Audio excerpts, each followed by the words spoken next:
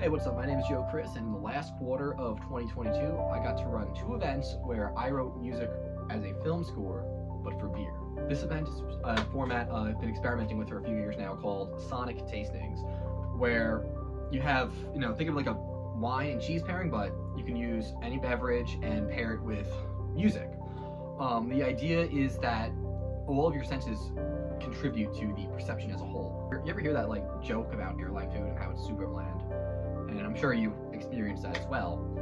The low frequency rumbles of the engine take away about 30% of your taste.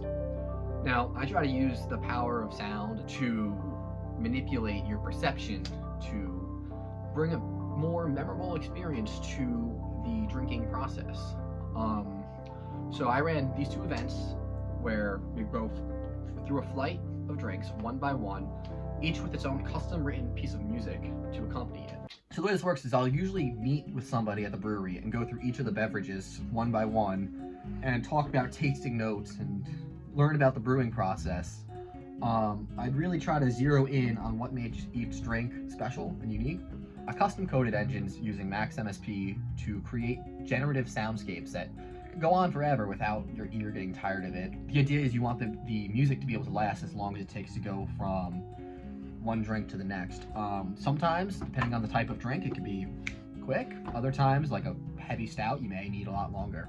So you don't want the music to get boring or repetitive, so I kind of have these different engines that allow the music to play back in different ways. The music is meant to be a lot more of an ambient layer to the experience. It's like a film score. You're not supposed to notice it.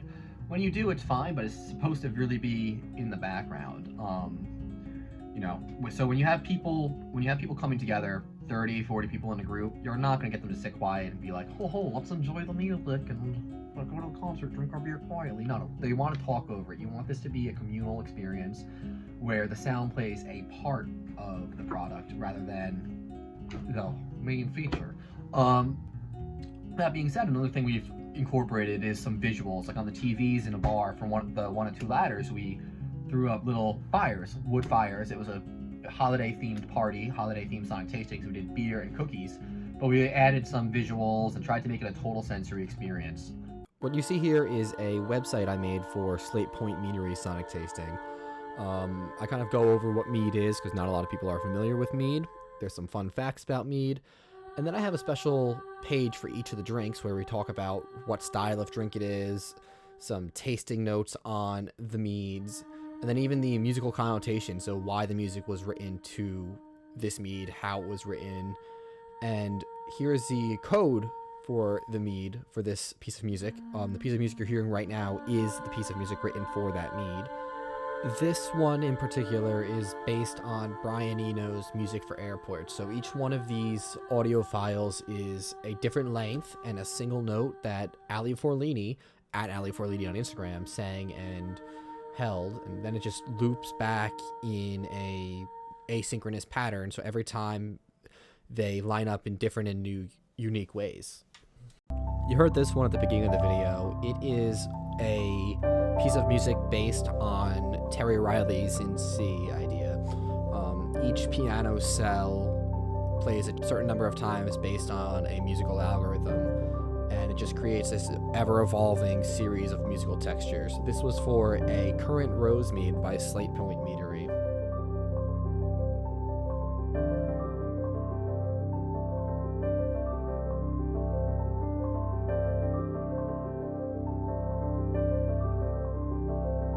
This final example is a single guitar loop played back against itself twice at two different speeds, slowed down, and it creates this ever-evolving interplay between the rhythms.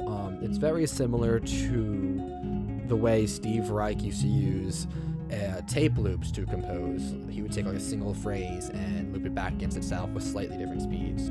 This sort of creates a bit of a phasing effect where one musical idea or musical fragment starts to phase in and out of time with itself, and you hear these interesting rhythms that you normally wouldn't write, hear, or play.